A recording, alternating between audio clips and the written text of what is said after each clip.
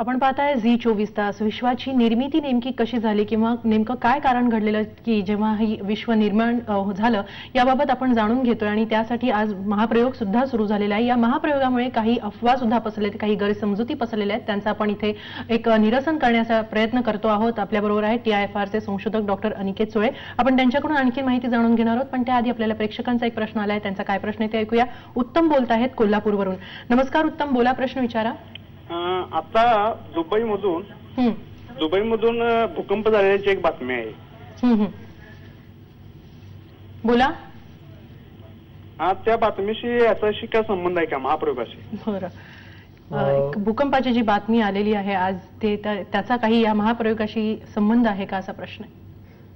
मराठीमध्ये एक म्हण आहे, कावळा बसायला आणि फांदी तुटायला एकच गाठ. तसा संबंध जोडता येईल. कारण आज फक्त मी मगाशी म्हटलं तसं टेस्टिंग चाललं होतं. प्रत्यक्ष कुठचंही टक्कर किंवा कुठचाही स्फोट आज घडवला गेला नव्हताच. त्यामुळे त्या भूकंपाचा काही संबंध शक्यता नाहीच. डॉक्टर, इथं आपण चर्चा करतो किंवा हा जो महाप्रयोग आहे त्या महाप्रयोगाचा मूळ उद्देशच आहे की विश्वाची निर्मिती कशी झाली आणि त्यामुळे साऱ्या जगाचं लक्ष या महाप्रयोगाकडे आहे. पण इथं मला असा एक प्रश्न विचारायचा आहे की एकूणच भारतासाठी हा प्रयोग कितपत जवळचा आहे याचं मला उत्तर हवंय. पण त्याआधी आपल्याला प्रेक्षकांचा प्रश्न येतोय, त्यांचा काय प्रश्न आहे ते ऐकूया. धनाजी बोलतायत मंगळूरवरून. काय प्रश्न आहे ते ऐकूया.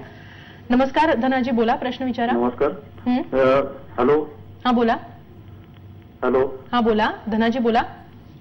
21 तारखेला जो प्रयोग होणार आहे मॅटर आणि अँटी मॅटर याचं ऍक्सिडेंट जो होणार आहे, धडक जो होणार आहे, त्यातून किती प्रमाणात ऊर्जा बाहेर पडेल आणि त्याचा आपल्या सृष्टीवर काय परिणाम होईल का तेवढ्या पुरतं त्या प्रयोगापुरतं मर्यादित राहील याबद्दल मला माहिती मिळावी. बरं, किती प्रमाणात ऊर्जा निर्माण होईल किंवा किती तीव्रतेचा हा स्फोट असणार आहे? अच्छा, याच्यात असं आहे की त्यांनी जसं म्हटलं मॅटर आणि अँटी मॅटर, ते थोडंसं वेगळ्या पद्धतीने सांगता येईल की विश्वामध्ये दोन प्रकारचे अणू असतात, मॅटरचे आणि अँटी मॅटरचे. मात्र याच्यापैकी मॅटर हे जास्ती असतं आणि अँटी मॅटर कमी असतं. असं मुळात कमी का आहे किंवा सध्याच्या विश्वामध्ये अँटीमॅटर जवळजवळ नाहीच आहे, तसं का नाहीये हा तर शोध घेतला जाणार आहे. आणि ही ऊर्जा जी आहे ती एक प्रोटॉन आणि एक लीडचा आयन याच्या दोघांच्या टकरीतून येणारी ऊर्जा ही आम्ही आमच्या भाषेत 1 टेरा इलेक्ट्रॉन व्होल्ट असं आम्ही साधारणपणे म्हणतो.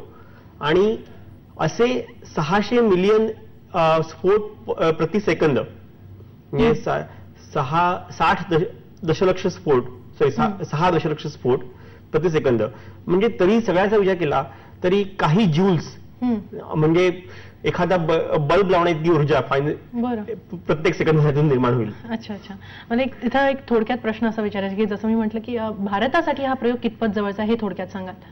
भारतातल्या अनेक संस्थांचं या प्रयोगामध्ये कॉन्ट्रीब्युशन होतं.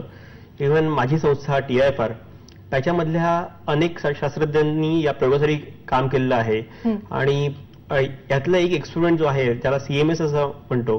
CMS चे डिटेक्टर्स हे इथे मुंबईत बनवले गेले होते आणि मुंबईतून ते तिथे पाठवले गेले होते. निश्चितच डॉक्टर, हा विषयच असा आहे की खूप प्रश्न आहेत मनात, पण कार्यक्रमाची आपल्या वेळ इथं संपत आलेली आहे, त्यामुळे आपण या कार्यक्रमाचा इथं समारोप करतोय. आपण इथं आलात आणि इतकं छान माहिती दिली त्याबद्दल धन्यवाद. थँक्यू. या कार्यक्रमामध्ये इथंच थांबतोय, मात्र झी24 तासवर बातम्यांचा घसात सुरू राहील. प्रत्येक बातमी असेल खास, तेव्हा पाहत राहा झी24.